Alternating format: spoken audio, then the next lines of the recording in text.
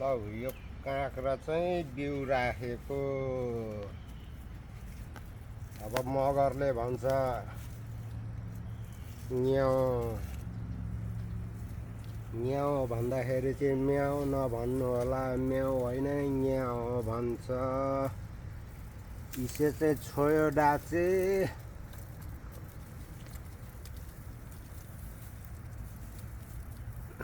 This is cucumber is next इयरको लागि चाहिँ बिउ राखेको। यहाँ चुडिएर झर्छ होला जस्तो भयो। डोरी अलिक छोटो परेछ। यसरी यहाँ बिउको लागि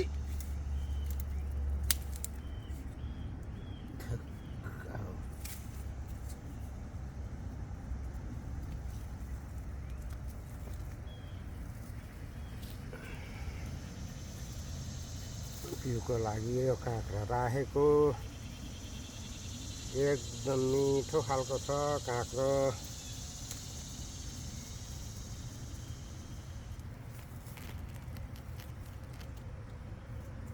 चलो अर्को कता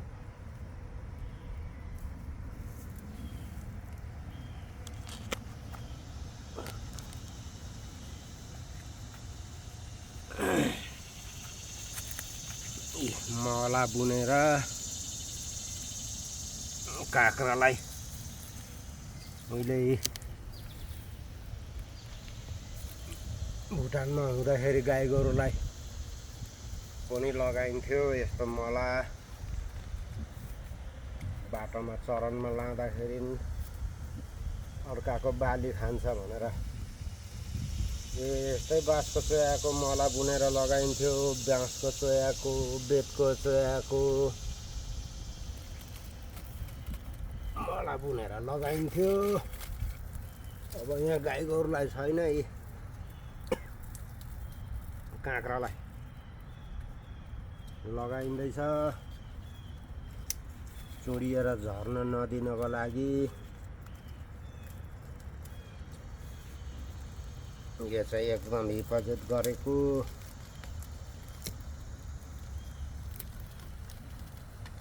यो पनि मिठो छ काँक्रा। यहाँ पनि फलिरहेको छ, यहाँ पनि छ सेतो खालको काँक्रो, हरियो खालको काँक्रा फल्दैछ। यो चाहिँ के भएर मर्यो पत्ता भएन। यसकै चाहिँ बोट पो मर्न थालेछ के भयो। अनि यताउनि पनि काँक्रा फल्दैछ। अब यो मसिनो खालको काँक्राको चाहिँ बिउ मासिदिएको यो यत्रै मात्रै हुन्छ है।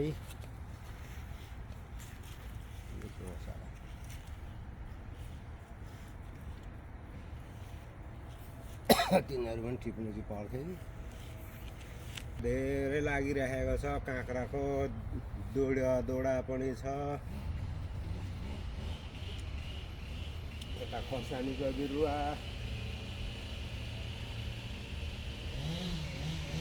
काँक्राको चिचिला कति धेरै लागेको छ तर खै बोट मरिजान्छ। यस्तै जग्गा दोडा उतापट्टि पनि आँखलाई पिछे अलिक परतिर तलतिर पट्टि पनि दोडै देख्छु म। अलिक उता हो अलिक तलतिर।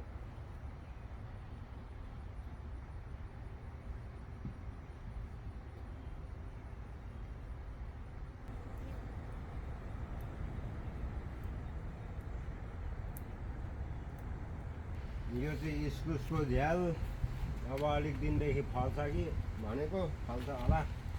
लहरा भर्खर जाँदैछ। यहाँ यो हामी जङ्गली धनियाँ भन्थ्यौँ, यहाँ कुलेन्त्रो भन्दो रहेछ। मेक्सिकनहरू हो कि खोइ कुन कुनले। यो रुख टमाटर, यो हलेदो, यो चाहिँ भन्नुहुन्छ भने बागेको दबाई मैले अस्ट्रेलियादेखि ल्याएको। यो दुईटा बोट छ बागेको तपाईँ बागे आयो भने यो एक नम्बरको बागे कौडीलाई जित्छ यसले। यता कि करेला टिप्ने बेला भएछ यो यसपालि मसिनो खालको करेला परेछ यी बिउ करेला टिपियो।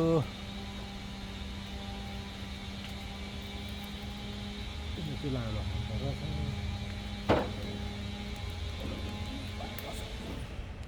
करेला भर्खर फल्न सुरु हुँदैछ। यो चाहिँ हिरौला रहेछ। अर्को चिचिन्डा पनि छ।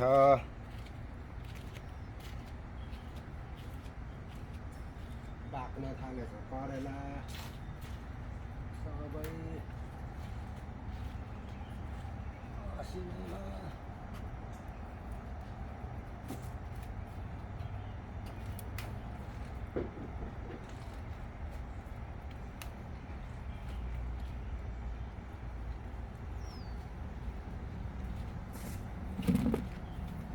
करेला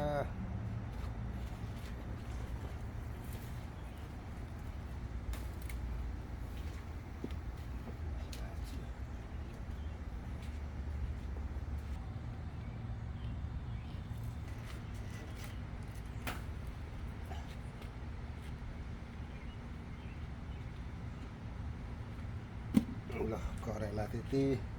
यो चाहिँ लाउकाको झ्याल पर्यो, लाउकाको स्टेसन, लाउकाको घर। लाउका फल्दैछ 8-10 वटा चाहिँ खाइयो, अरू मसिनो चिचिलाहरू छ यहाँ यत्रो हुँदैछ।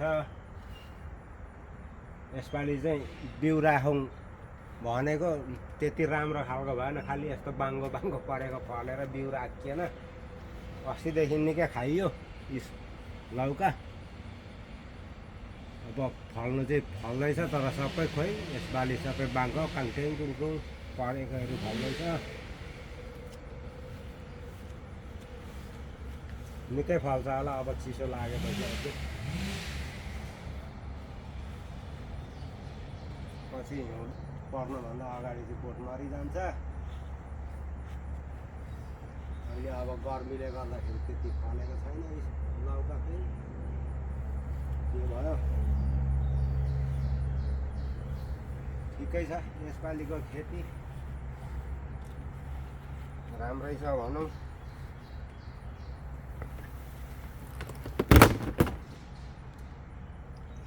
यता चाहिँ बैगुन बकेटमा यस्तो खालको छ फलेको, निकै टिपेर खाइयो। बैगुन पनि राम्रै फल्दैछ।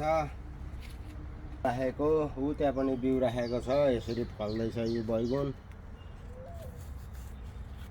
बकेटमा पनि राम्रै हुन्छ, मलजल राम्रो गरेर रोप्यो भनेदेखि बैगुन पनि राम्रै किसिमले फल्छ सबै कुरो। खोर्सानी चाहिँ यसपालि अलिक ढिलो भयो जस्तो छ फल्नलाई।